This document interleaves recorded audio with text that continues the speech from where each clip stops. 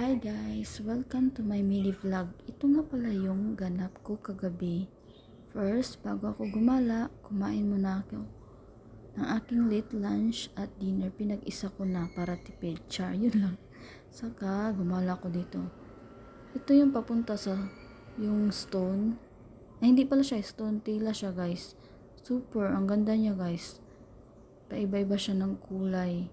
Hindi ko lang siya nakunan kasi nagmamadali ako kasi late na ako. Late na akong umuwi. Tapos grabe ang ganda ng Marina Bay. Yan.